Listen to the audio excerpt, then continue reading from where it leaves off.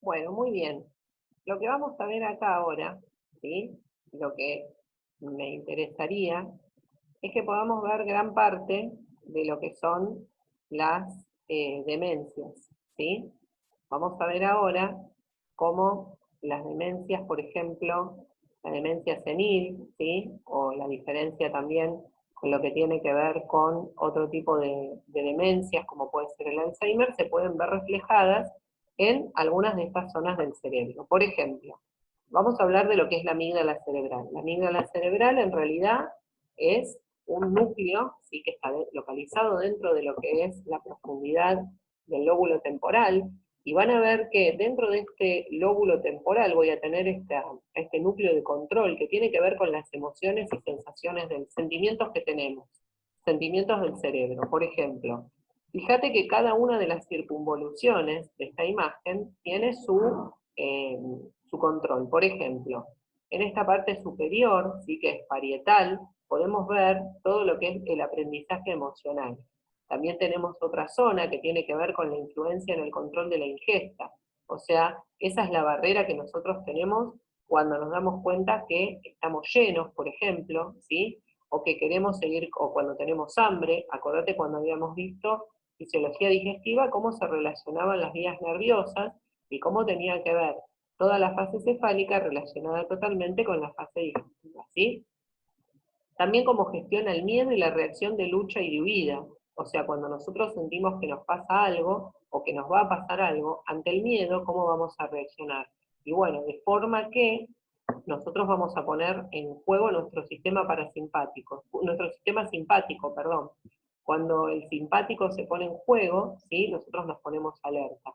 Y cuando pasa la situación, nosotros volvemos otra vez a la normalidad a través del simpático, que es el que lo acompaña. Pero todas estas emociones están pasando por la amígdala cerebral, que es una estructura del cerebro que, como bien dijimos, se localiza en la profundidad del lóbulo temporal. También permite asociar experiencias que vivimos con sensaciones de gratificación o aversión, ¿sí? Recuerdos emocionales, conexión con algunas cosas que tenemos que recordar con la memoria. El mal funcionamiento, esto es importante, de esta estructura puede provocar pérdida de reacciones y dar agresividad y autodefensa. Eso es importante, ¿sí? Porque nosotros nos podemos querer defender de algo que en realidad no es lo que está pasando, ¿sí? O querer ponernos o nos ponemos en una situación de agresividad cuando algo sentimos que nos está atacando. Algo muy importante de esto es que, por ejemplo, en los pacientes que tienen alguna patología psiquiátrica, por ejemplo, a la imagen, la amígdala cerebral se vería agrandada, totalmente agrandada.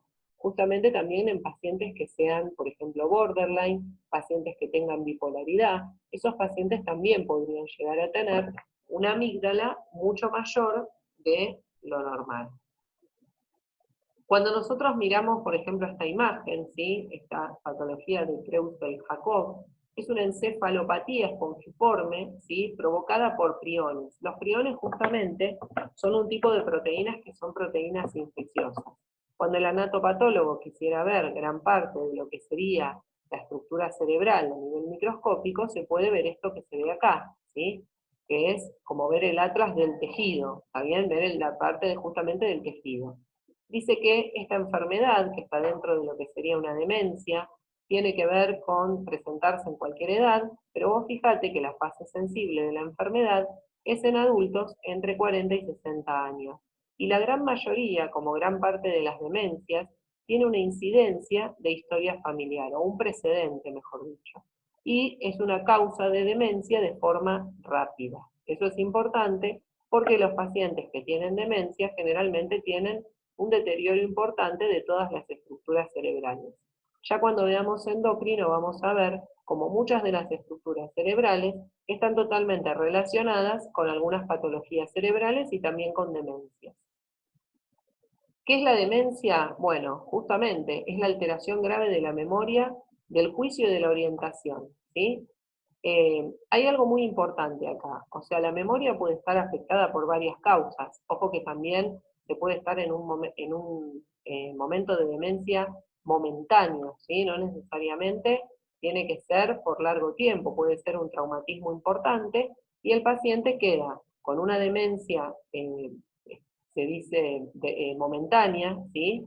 Y que con el tiempo, a medida que la estructura se va regenerando, todo esto se puede recuperar. El juicio de la orientación, esto nos pasa, por ejemplo, que no es una demencia, pero es una patología, se pierde la orientación cuando tenemos o una isquemia o una hemorragia que está en alguna de las circunvoluciones cerebrales.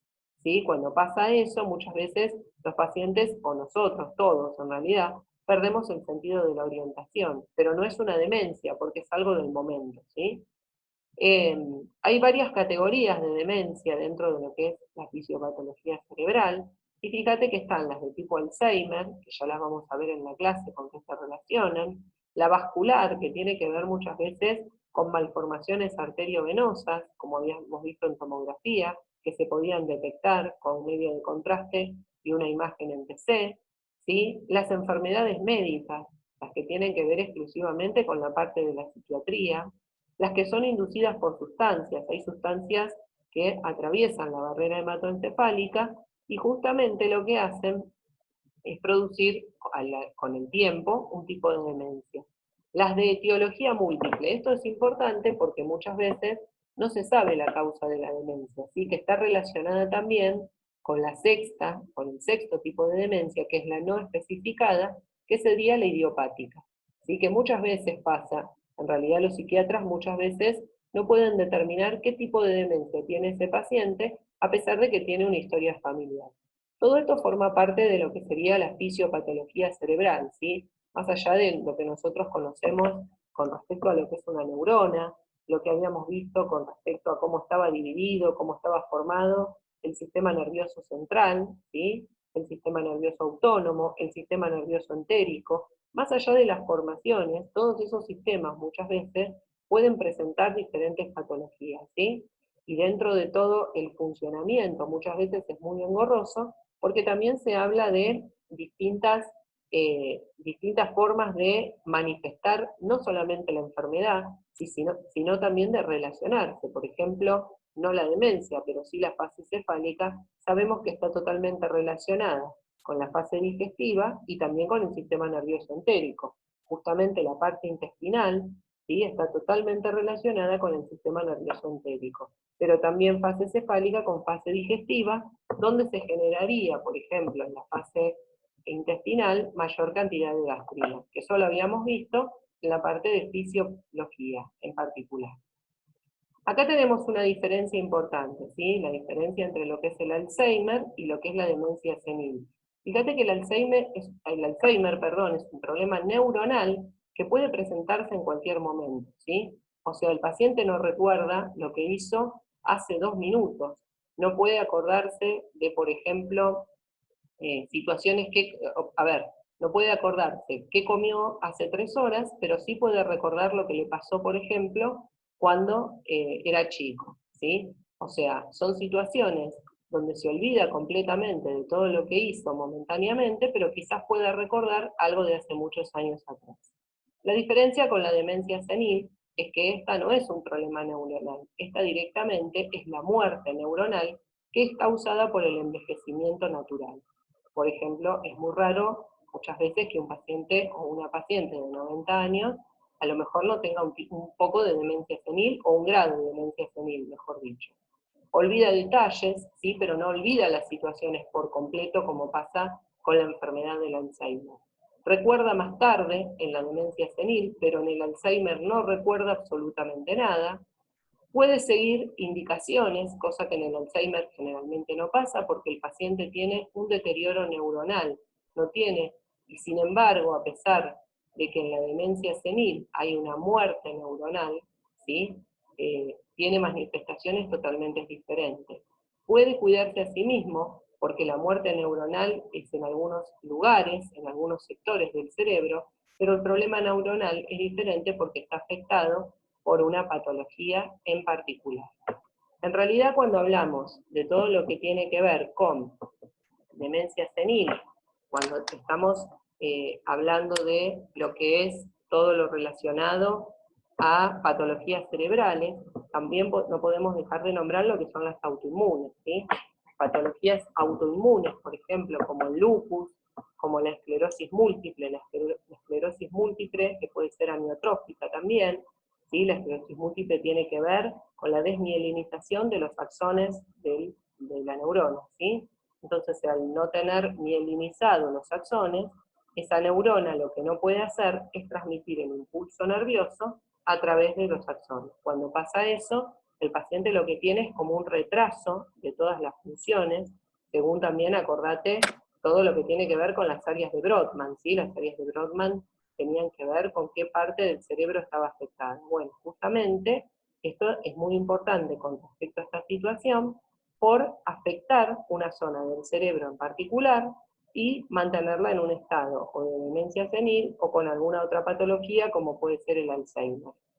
Las autoinmunes son bastante complicadas porque en realidad el paciente no lo puede manejar, ¿sí? Y causan un deterioro que también después se va a relacionar con órganos, como en el caso del lupus, o por ejemplo en el caso de la esclerosis múltiple, con las distrofias musculares, y con patologías que tienen que ver también con situaciones donde el paciente tampoco se puede mover, donde está involucrado también todo lo que tiene que ver con la parte motora y sensitiva.